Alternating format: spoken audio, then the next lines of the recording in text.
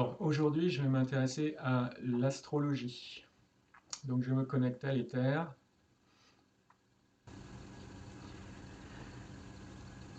Donc la première chose qu'on me montre en fait, c'est à quel point en fait tout l'univers est connecté intrinsèquement. C'est-à-dire que en fait chaque partie de l'univers, prenons n'importe quelle partie, prenons un objet par exemple posé dans une pièce sur Terre, cet objet est connecté à tous les atomes de l'univers et tous les atomes de l'univers sont de la même façon connectés à tous les autres atomes de l'univers. Il y a cette connexion alors dans le plan de l'information. Euh, et c'est cette connexion qui fait que l'astrologie fonctionne. Parce qu'en fait, notre corps physique, il est connecté à tout l'univers. Et donc, il est influencé par tout l'univers. Et en particulier, les, les planètes et les étoiles qui sont autour de nous. Mais en fait, c'est plus compliqué que ça. En fait, l'astrologie, c'est une simplification des effets d'interaction à l'échelle universelle. Donc en fait, c'est comme si c'était une science qui était très superficielle. Ça va pas plaire aux astrologues, mais c'est la partie émergée de l'iceberg, l'astrologie. Parce qu'en fait, ça ne se concentre que sur les interactions d'une quantité très très réduite d'astres par rapport à tout ce qui existe dans l'univers. Et en fait, l'astrologie permet de donner beaucoup d'informations, mais pour faire une astrologie vraiment exhaustive, c'est-à-dire qui inclut tout ce qui est dans la partie immergée de l'iceberg, ça ne peut être fait qu'avec des ordinateurs super puissants qui n'existent pas actuellement sur Terre, euh, que l'humanité n'a pas. Ce sont des ordinateurs quantiques qui peuvent faire une quantité phénoménale de calculs et intégrer une grande quantité d'influences de planètes et d'étoiles euh, qui, qui sont réparties dans tout l'univers. Même en faisant ça, ça reste limitatif parce que euh, c'est hors de portée d'inclure chaque corps céleste de l'ensemble de l'univers, son influence sur chaque être humain.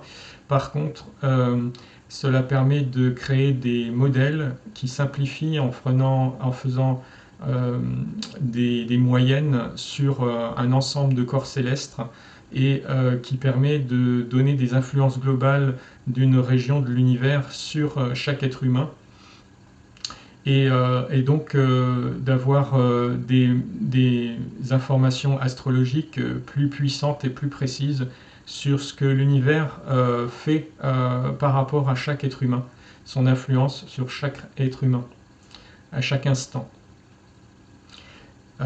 Cependant, si on se concentre simplement sur l'astrologie telle qu'elle existe actuellement, elle a quand même sa validité, même si elle est superficielle, et elle permet d'apporter de nombreuses informations sur le fonctionnement de l'être humain notamment.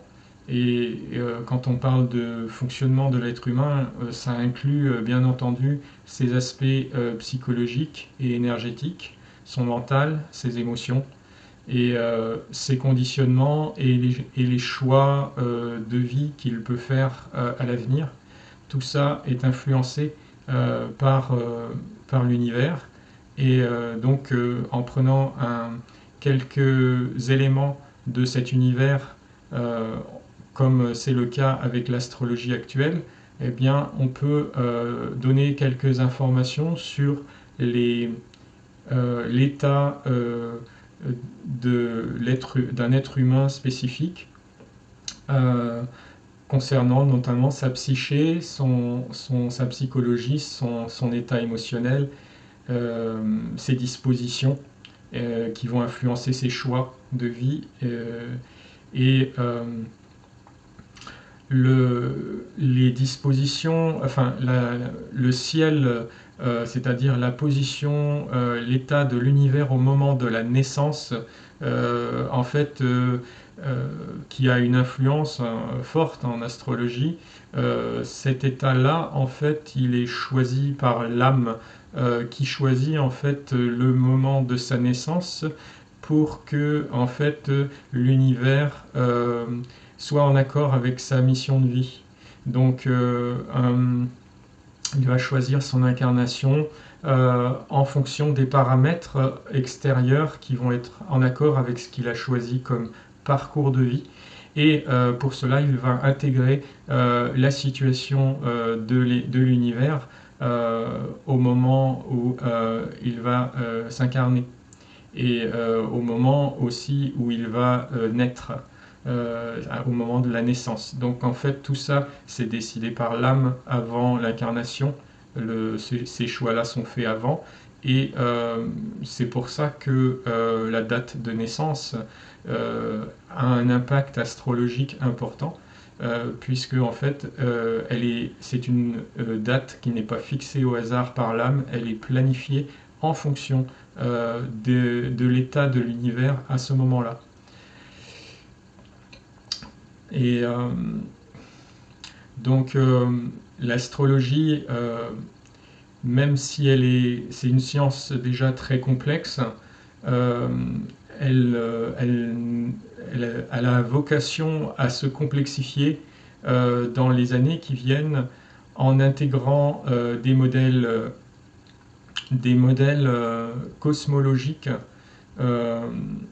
et spirituels dans des ordinateurs quantiques très sophistiqués.